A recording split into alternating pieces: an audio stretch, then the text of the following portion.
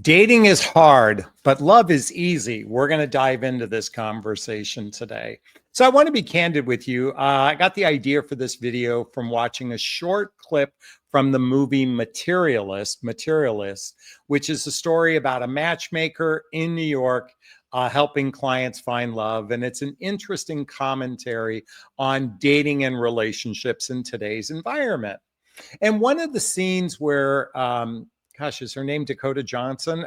Please forgive me, I forgot, is talking to Pablo Pascal about how dating is very hard, but love is easy. She was talking about ghosting and the mask people wear and chasing validation and getting stuck in ego games. And she was identifying the problem with dating, but she was actually relating to the fact that when you are genuinely in a healthy relationship, when you're in love from a heart centered space, it is rather easy. So I thought I'd identify some of the challenges we have with dating today and then reflect upon that in the form of relationship. And moments before I began this broadcast, I just saw a comment come in on my YouTube channel, and I want to share this with everybody. And this person writes, "Greetings. I have not been in a relationship for over 30 years. I'm an attractive woman and or I am a no nonsense person who will not settle for less than the best.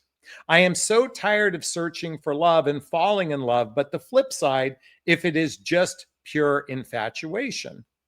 And it got me thinking when she wrote this. First off, how many of you find yourself, you've been in out of the dating marketplace for 5, 10, 15, 20, or even 30 years like this woman who wrote? Many of us have found ourselves in that space, particularly after going through a divorce in many cases. And since my audience is midlife, and I characterize midlife as after baby making years and before retirement, um, roughly, and this is anecdotal, roughly 75% of people in the dating marketplace that are over 45 years old are most likely divorced. And divorce comes with it a whole unique, different set of circumstances when it comes to relationships. And I think a lot of dating and relationship advice is geared for the 20 and 30-year-old crowd, and not necessarily for those of us in our 40s, 50s, and even 60s, like myself. And so when we think of dating today, many people are burnt out on it. And like the matchmaker and Materials said, look, dating is hard. Dating can actually suck in today's environment. Let's acknowledge that it's like that. Just like many of you that are trying to lose weight or get into physical shape, doing working out and training or dieting is radically hard for those that are not consistent in their habits when it comes to maybe healthy eating or physical exercise. If you haven't exercised in a very long time, if you've been out of the dating marketplace for a long time, it can be very hard to deal with ghosting, people wearing masks, seeking validation, ego driven games. It can be very hard. And we can trivialize it and saying, well, it's supposed to be easy. Well, first off, why is it supposed to be easy? Who says it's supposed to be easy?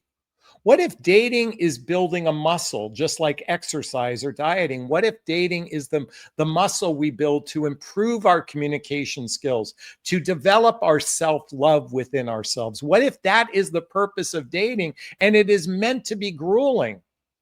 Folks, if you followed me for a while, I went through a divorce 20 years ago. And quite frankly, I went through the pit of despair. I went through a lot of emotional agony. I lost my identity during that period of time in my life. I did drugs and alcohol to cope. I found online dating as a form of self-medication. And it wasn't until I began a practice of personal development, self-help, spiritual work, and therapy have I gotten to a place in my life where I actually believe, this is just my belief, I'm emotionally mature enough and I have good relationship skills. In fact, I'm in a fantastic relationship right now. I genuinely believe this is a relationship that will go the distance because I did a lot of work. In fact, I talk about it in my book, What the Heck is Self-Love Anyway? A Journey of Personal Development, Self-Help, and Spiritual Work. Why am I touting this? Because look, Dating is the period of time where we build our muscles, that we go through dieting, that we go through the training. That's what dating is all about. Many of you operate from a fantasy perspective, particularly because we've been indoctrinated to believe that attraction, entertainment, romance, and physical connection is the pathway to relationship success. And I'm here to say that dating requires these days ninja level skills to actually be in a healthy relationship. And do you hear what I said? To be in a healthy relationship, it takes emotional maturity, it takes relationship skills, it takes discernment to evaluate someone if they're a good match for us. Let me ask you, if you're watching this right now, how many of you have had 5 relationships that were 3 months or longer in your life? I'm using the 3-month mark. How many of you have had that? If you did, please say, yes, I've had 5 relationships. As you reflect upon those relationships, how much of the dating was easy? How much of it was complicated? What was the reason why your relationship failed? Let me reframe that. Relationship ended. Have you looked at the relationship and asked yourself, what positive things about myself did I learn in this experience? How have I healed a childhood wound through this experience? What was good about this experience? What am I most grateful for? What was bad? What do I need to learn from this experience? I did say what was good. So I want to come back to this title, Dating is Hard, but Love is Easy. Dating often feels like a performance. I said earlier, people are wearing masks. They chase validation. They get stuck on ego-driven games. And ladies, if you're watching this, I know you're pointing the finger at men, but men are pointing the finger at you. Listen, men and women are at odds with one another. Who's right? I know you ladies can point the finger at men and men point the finger at women, the ego-given games, but the reality is it's because we're operate from a place, again, we are so indoctrinated to believe attraction, entertainment, romance, and physical connection is the pathway to relationship success. And let's face it, technology complicates connection. Ghosting, breadcrumbing, endless swiping to no shallow end. I mean, let's face it, our current methodology of connecting is very complicated. Many of you can bitch and complain about it, but roughly right now, 65% of all new relationships happen through an online connection. And by the way, that's going to grow to 75% in the next 5 years. You can bitch and complain all you want, or you can adopt a better practice. Maybe your profile sucks. Certainly everybody thinks everybody else's profile sucks. Maybe the way you interact with people is poor. You can all wish that it was better, or you can learn how to be more effective. That's where someone like myself as a coach can come in, whether it's me or someone else. Many of you do such a poor job of utilizing this amazing medium to connect with people. Remember I shared earlier, I'm in a relationship? Well, I'm going to be candid with you. We connected through 3 different dating apps before we finally met. The first one was, people asked me, which is the best dating app? I'll share with you. We met first on Bumble. We had an exchange. Something kind of rubbed me the wrong way, or maybe it rubbed her the wrong way. I don't know, but the exchange didn't manifest into a telephone call. And then we reconnected a few months later, said, hey, remember me? And she said, yeah. And we connected and we had like one exchange and that didn't lead anywhere. And then 6 months later, she messaged me on another dating app on Hinge. So it went from Bumble to Match to Hinge. And some of you going, oh my God. But you know what? That's what it took. It took effort. It took a willingness to make effort. And quite frankly, these days we have to make Herculean effort. You can bitch and complain all you want, but it's going to require effort. And so when we finally connected, we hey, let's just have a phone call. And from the phone call, it led to a date. But even the date, we didn't have that amazing off the charts chemistry, but we built a friendship along the way. And now I can tell you from a actual, genuine, personally shared experience, she's fast become my best friend. We have friendship as the foundation. And oh my God, the physical connection is off the charts as well. Love is worth it, folks. Love is a risk, but it's still the best game in town. But fear drives much of dating. Fear of rejection, fear of vulnerability, fear of not being enough.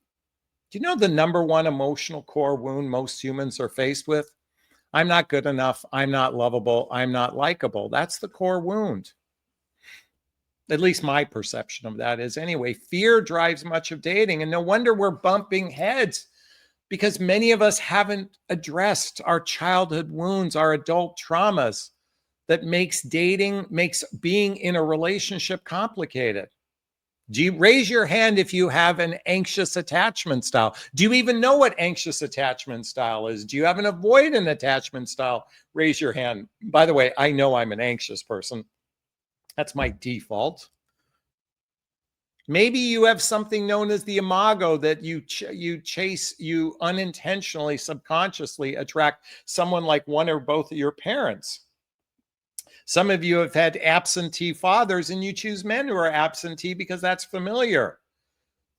Ego, fear drives the bus in many cases, and it's no wonder it's complicated and why people go from one relationship to another to another. But let me say this, love, on the other hand, is simple. It thrives in honesty. It thrives in presence. It thrives on showing up as your true self. Ladies, I'm so sorry for those. This might feel a little bit off-putting, but many of you have duct tape on your mouth. You're afraid to speak up, to show your true self. You're being told that you're too much. Let me just say this. If you speak sincere and from the heart, you can never say the right thing to the wrong. You can never say the wrong thing to the right person. If it's sincere and from the heart, holding back only creates problems later on down the road. Love doesn't require games. Love doesn't require games. It flows when both people choose authenticity over manipulation. Sadly, I stuffed my voice in two significant relationships after my divorce. I was afraid to speak up because, quite frankly, I was practically afraid of my own shadow to some degree. I'm not proud of that, because I was seeking validation. I needed someone to love me so I can feel good about myself. It wasn't until I did this self-love work, and by the way, all the books I recommend are listed below, including my book. And it's still a work in progress. I'm still working on it every single day. And thankfully, I have a partner who wants to work together on healing those areas that we still need tender, loving care. And let me just say this, love is a daily choice to be kind, to be patient, to lean into growth instead of avoidance. How many of you avoid it? I'm going to tell you something. If you feel like you're avoiding love, dive in with both feet. Now, does that mean become attached to someone right away? No, I don't mean that. But I'm so tired of the current dating environment where it's a long, drawn out version of friends with benefits instead of getting really connected on an emotional level with one another. And I'm talking about a sincere, heartfelt level. Are we on the same page with one another? In my private coaching, and by the way, if you need some support, there's a link below to schedule a discovery call with me to see if working with a coach is right for you. In my private coaching, we have an exercise called Radical Honesty, pre-qualifying your prospect. By the way, when you hear other coaches say, don't interview people, I'm going to tell you, you want to interrogate people. Now, do you see I say it with a smile? By the way, interrogation is about getting to the truth. That's what an interrogation is about. And you can do it in a conversational way. Conversational truth. Someone write that down for me in the chat box. Conversational truth. That's what this dating process should be about, is saying, I want to get to the truth of knowing if you and I are a good fit for one another. See, most people want you to hyper focus on attraction, entertainment, romance, physical connection as the pathway. And yeah, just like a broken clock, it works a couple times a day. But how many of you are going like this person, going, I am, and by the way, what did she say in her message? She said, I will not settle for less than the best. I wonder if she's setting up for failure because she set up a standard and expectation so high that no person can meet that. Love is also about is about compassion. It's about understanding. It's recognizing that we are going to have differences. And if you're seeking the absolute best, you might be setting yourself up for failure. And let me just tell you this, when you deeply love someone, they are the best. You're not seeking the best, they become the best. When love is real, it feels calm. Dating drama dissolves because two people are committed to each other's hearts. That's what happens when you find love. It becomes easy. It's a joining of two hearts with one another. So I'm here to say, dating is a gigantic pain in the ass. It's going to take some Herculean work. If you're 300 pounds and you want to get down to 150, it's going to take it's going to take some gigantic Herculean effort to get down to that weight. And dating is no different. Let go of the fantasy and the illusion that it's just supposed to magically appear. Now, here's the thing. When you've done the work, by the way, Melt just shared with everybody conversational truth. I have to remember that. Thank you, Melt. You know, when you've done the work and you find the relationship that you've been looking for your whole life, you're going to say it was worth it. There's no shortcuts here. There's no magic formula. So I'm here to say dating is hard and dating can even suck, but love is easy. And let me just say this, love is a risk, and yet it's still the best game in town. That's my invitation for you. Is this sinking in? Is this resonating with you? Please let me know. I'd love to hear your thoughts.